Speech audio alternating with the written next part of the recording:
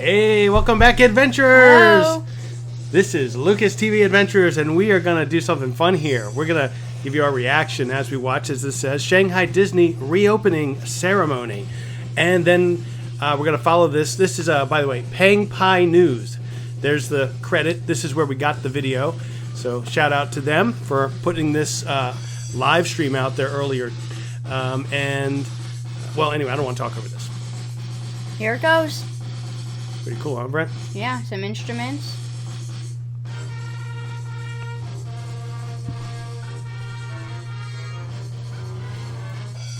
Oh, there's Mickey Mouse. Yay! And Minnie Mouse. Supercalifragilisticexpialidocious. Hey, your favorite, Donald Duck. You're wearing it right now on your shirt. Little Mary Poppins song going on here.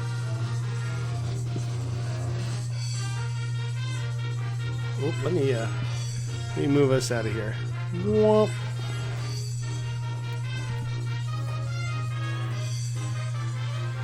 Expialidocious.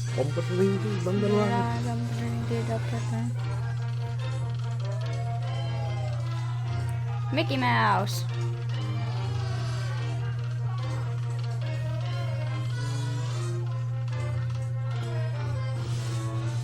I like Donald's dance. Yeah.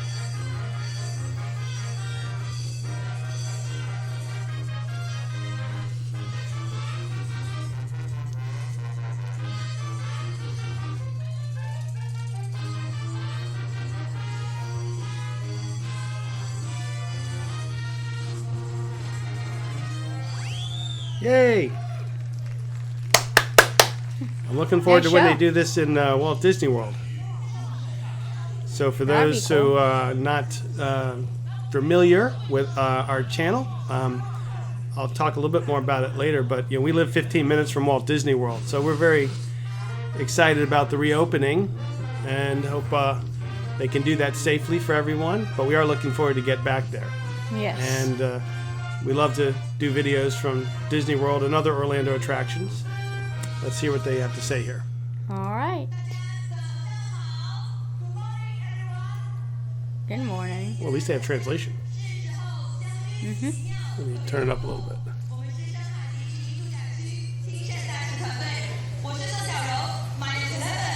Welcome to our It's Time for Magic event. We are the Shanghai Disney Resort Ambassador team.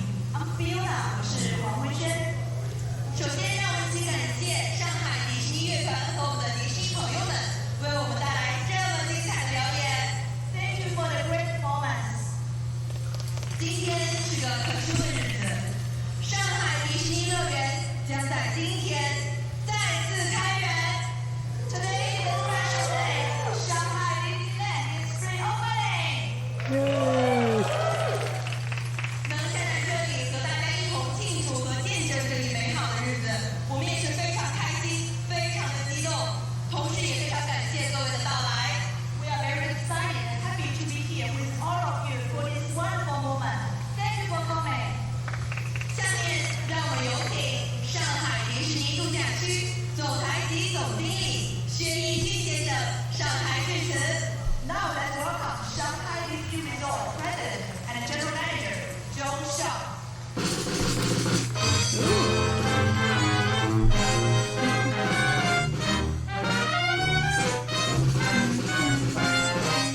They don't look Chinese. No, he doesn't.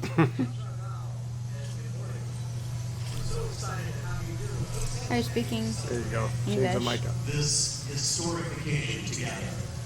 早上好，今天我们非常激动，能够邀请大家来到这里，和我们一起庆祝这个历史性的时刻。 For tens of millions of people around the world, a visit to Disneyland has been a source of never-ending magic and happiness. 一直以来，对全球数千万人而言，来迪士尼乐园游玩是无尽神奇和快乐的源泉。 It is a place to celebrate with loved ones, to travel to lands of fantasy, to infinity and beyond, and to celebrate unforgettable memories that will last a lifetime. 在这里，大家可以和至亲至爱的人一起欢庆，进入梦幻之境，飞向浩瀚宇宙，创造一生难忘的回忆。In recent weeks, however, the gates to these special worlds have been closed as we stand together to fight the global pandemic. 然而，最近数周，在我们并肩抗击全球疫情之时，通往这些神奇世界的大门随之关闭。But even in the toughest of times, the magic has always been there. It lives in the worlds of our imagination and inspires us to do great things, to be brave, and to overcome adversity. 但是，即使在最艰难的时期，神奇也一直都在。它一直存在于我们充满想象力的世界当中，激励我们去做伟大的事情，在逆境中鼓起勇气，砥砺前行。We see that same inspiration and passion in the determination and dedication of medical and other frontline workers across the country and around the world. 中国和全球的医护人员 It kind of sounds like 所 you. 有的前线 Me? 工作者 Yeah, I heard like a laugh in the crowd and sounded like you. 尽情地诠释了这种斗志和热情。 Wait, were you? Did he just laugh or something? Tentative steps towards normalcy, and we're all deeply grateful. 正是他们的牺牲，让我们现在的工作和生活能够逐步恢复常态。对此，我们深表感谢。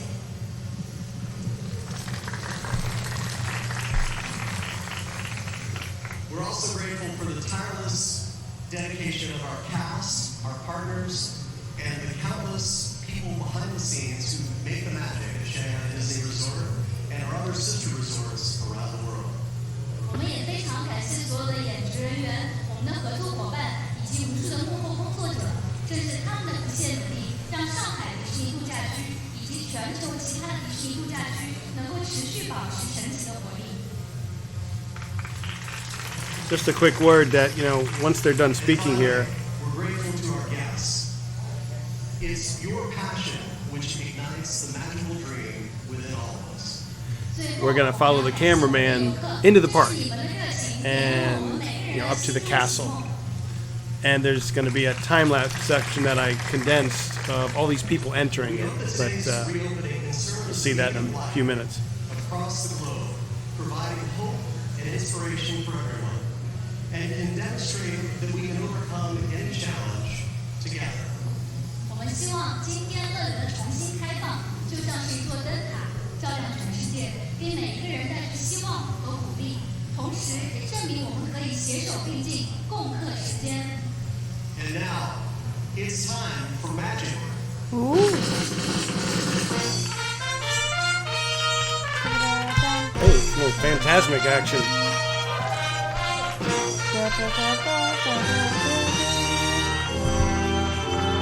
Look at all the characters in the back. Yeah. Railway station. I don't know if that's a railway station or not. Oh, it looks like one. Looks like one. Where are those bears?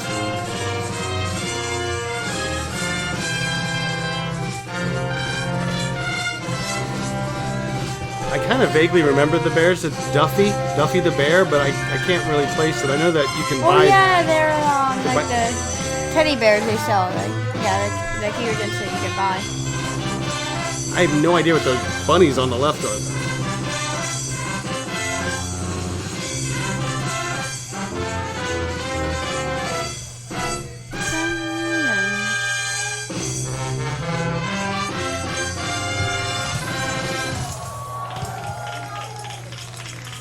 That's fun. Alrighty. I think they're gonna go inside now. So let me lower this video volume here so we can talk a little bit.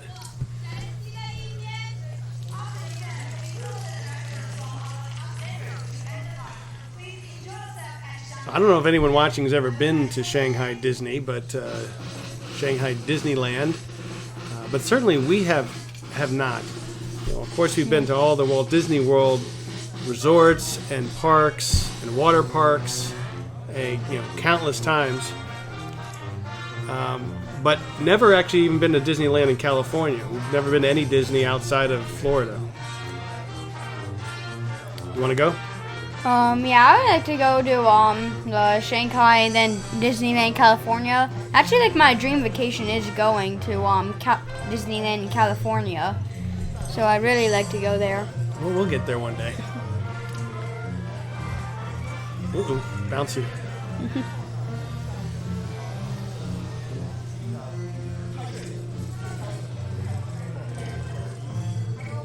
That song they were just doing is from Song of the South. Yeah. Zippity-doo-dah, zippity-doo. Okay, so now we're kind of getting into the park now. And so on Facebook, you know, people have been commenting like crazy because we follow some the Disney pass holder Facebook groups, and people have been speculating like crazy what will be the terms of reopening Walt Disney World, and when it might be, and of course no one really knows exactly, and we don't know what the rules are. Wait, are they wearing something like a traffic cone? It's very interesting how people on social media can get very uptight when people start to speculate. You know, will there be mask required or not? That can itself set off a firestorm of comments and arguments. It's kind of crazy, but you know, and then there's those out there that say, you know, they won't even open until next year, which is absolutely ridiculous. But others say that they shouldn't open at all until there's a vaccine, and all kinds of crazy comments out there. And people jump on, you know, I don't care what people think, and I don't jump on other people who make a comment, even if I don't agree with it, because I don't think that's very nice. And I think it's fine to speculate. You know, Brent, when do you think they're going to open? Well, I think. Speaking of speculation. I don't know, maybe around like 6 months or so from now. What?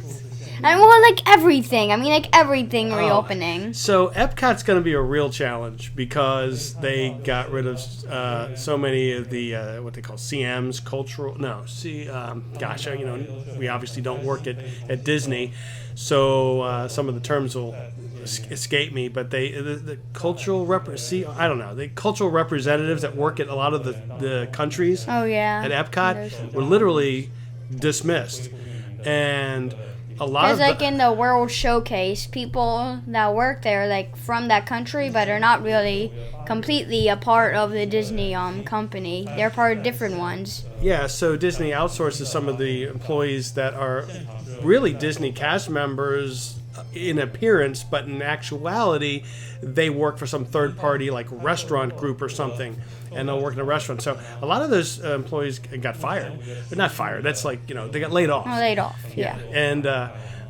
then a lot of the actual Disney cast members have been they're furloughed. And so they'll be able to bring them back, I would think, the easiest. But, you know, how do you bring back the people from other countries, the cultural representatives? What they may do is just get cast members. The college program people, they're all gone. So you're right, Brandon. It's going to take a long time to ramp up to have enough employees to actually open. This is the part that I did the time lapse on. You know, and then after this ends in a minute, castle. We'll be getting closer to the castle and see what people are doing and so forth. And so, but what they may do for like the World Showcase thing is they may just get cast members, a part of like real cast members to replace. Yeah, but they only had enough cast members to do the other jobs. So if they start putting them in, you know, they literally need to hire more people or bring back those people from those other countries and the interns and everything. So I'm thinking, my guess is that they'll open up Magic Kingdom. That may be like the last one to reopen. Epcot. Yeah. Yeah, I think Epcot will be the last one. Of course, the resorts will open up first, but I'm not exactly sure why people would want to go spend money to stay at a resort if the theme parks aren't open, so I don't really know. Are you sure they'll open up first? Because I would think that the parks would open up before. Maybe besides Epcot would open before the... Well, like Disney Springs, they're allowing the third-party people to open up. So not the World of Disney and not the Pin Store. All the Disney stores will stay closed. But on May 11th, which is... No, May 20th. May 20th is when Disney Springs is going to open up. So but that doesn't mean the stores are actually going to open up. That means they can open up, but it's up to the individual stores. If they have the employees, they're ready to go. If they've done things to keep people safe and distancing. Restaurants can only have like 25% capacity now, and like lots of restaurants, like including Chicken Guy, for example, their restaurants are like very small space. Yes, I don't know how they're going to do it. I don't know, maybe Chicken Guy can fit about 2 families, 3 families inside their restaurant, maybe 4, but it'll still have to be mostly all takeout. Mm-hmm. But they always have big lines. Their tables are always full. So I don't know how they're going to be able to do that. And the AMC Theater, who knows what they're going to do. I don't see that opening for a while. And the bowling place, who knows, Cirque du Soleil, that was going to open with the Disney, I can't remember the name of it, but the new Disney themed Cirque du Soleil, that's not going to be opening for anytime soon, I'm sure. And, we'll see. I can see wearing a mask in a ride like this, a carousel, but once you start getting on like an actual roller coaster or something that goes fast, I don't. Maybe they stay on. It seems to me that they would blow off or move up and down your face, from the wind. I'm not sure how that's going to work, but we'll find out in time for sure.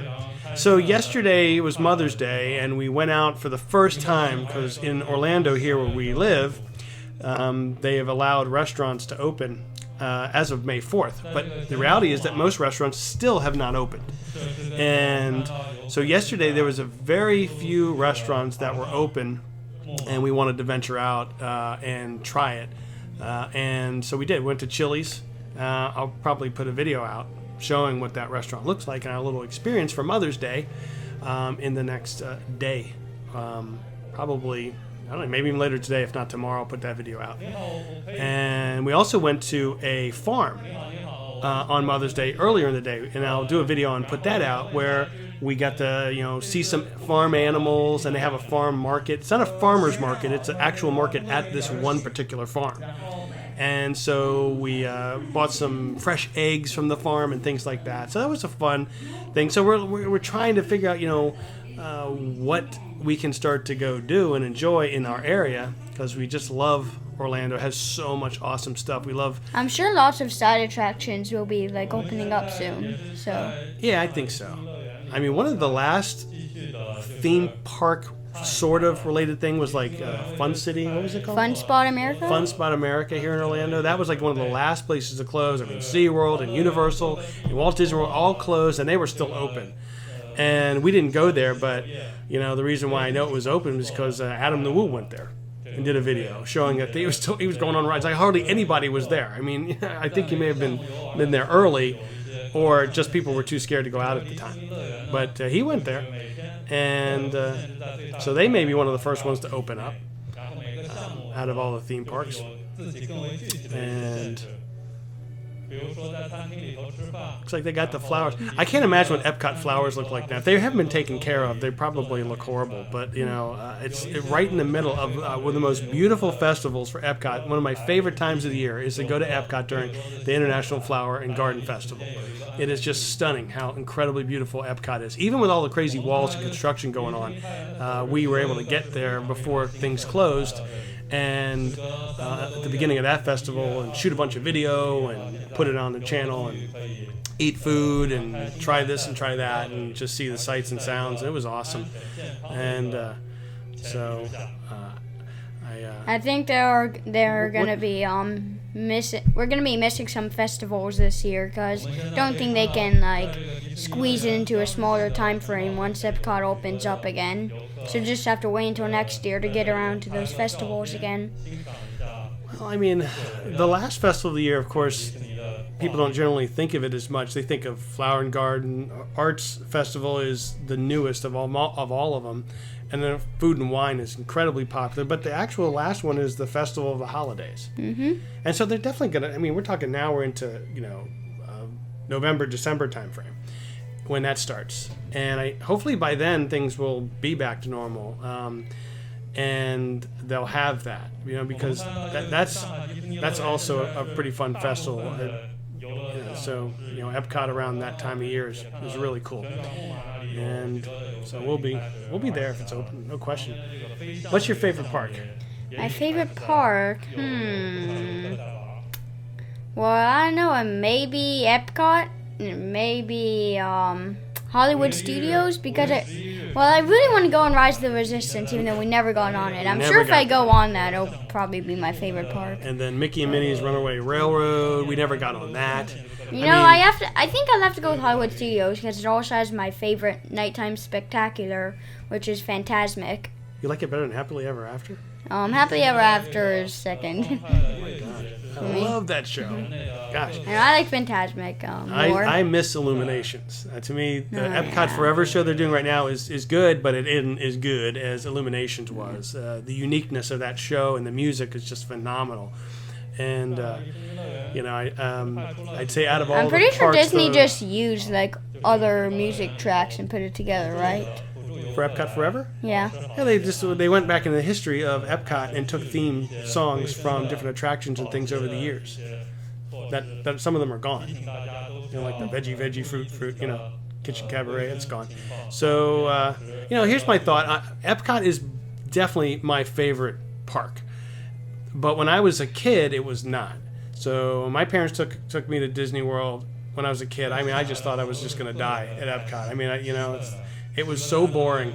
I felt like I was in a museum or in some kind of educational institution learning stuff, and some people just, loved it. But for me, my parents kept going into the Circle Vision, and I was just like, oh my gosh, when can we go to any place else? And but this is, I'm talking like when, like 1982, 83, that time frame, like when it was brand new, it just had opened, which I think Epcot opened in 1982. And so we went. And I just I didn't appreciate it. I don't know how old I was, but I must have been, I guess it was 82. I don't want to say exactly, but let's just say I was around 10-ish years old, somewhere in that ballpark. Ish. Yeah, and I did not like it. I was like, gosh, can we just leave? I was so bored. And I even have family photos of that first trip. And when you look back at them, you could just tell I'm just like, I just look like I'm just like I'm ready to go. But eventually Hollywood Studios opened next, and finally Animal Kingdom fourth. And I like Animal Kingdom now. I was never a big fan of it, I've never been into zoos and things like that. But so I'd have to say that's Animal Kingdom is probably my least favorite. And it certainly is my least favorite in terms of nighttime spectacular shows. Yeah, because they don't have fireworks because of the animals there. Because then, like, all the firework junk and all that comes out of it would, like, go in animal cages. They would eat it, and, yeah. That wouldn't go too good. Yeah. So I remember, we waited on. So one of the reasons why we haven't gone on Rise of Resistance or Mickey's and Minnie's Runaway thing is, we've been going to the parks when those open, but I haven't been wanting to stand in a line that long. And being a local pass holder, as opposed to being able to, you can book like 30 days in advance. You literally just can't get a fast pass for those rides. And of course, they don't even do the fast pass thing. They do the boarding group. So you got to get there crack of dawn. And with you in school and everything, it was never really working out for us to get there. But I didn't want to wait on a long line anyway. We did that for Pandora, the flight of, what is it called? Flight of Passage? I don't know, something like that. You know what I mean. I'm sure, if you're a Disney fan, the ride in Pandora that's so... Pretty sure it's Flight of Passage. I think that's right. Well, we waited on that, and believe it or not, that was not with you that time. It was just me and Mommy that time. So we went there, waited, and we got, I'd say, based on having gone through it again, about 3/4 of the way through the queue line. It was a very long wait, and then they had a fire alarm go off, and they evacuated everybody, and they would give you a fast pass, but not for that ride, which is so frustrating. You wait so long, and then you got to leave the ride and leave the line, and then you don't even get a fast pass to go back on it. But we did get a fast pass for the free fast pass we ended up using was Seven Dwarfs? Seven Dwarfs Mine Train, which is also a very long wait. And so we went back and eventually went on the ride, and it wasn't as long of a wait the second time we went, but it was over an hour. And that was a fantastic ride. I love that ride. It's great. So that's one of the redeeming qualities of Animal Kingdom for me is the Pandora land. It looks very majestic. The whole land, it just looks very realistic, very cool. Yeah. The amount of work that went into making it, just phenomenal. And David, your little brother, he loves the playground area at Dino Land, so we go there sometimes just for him to go to the playground.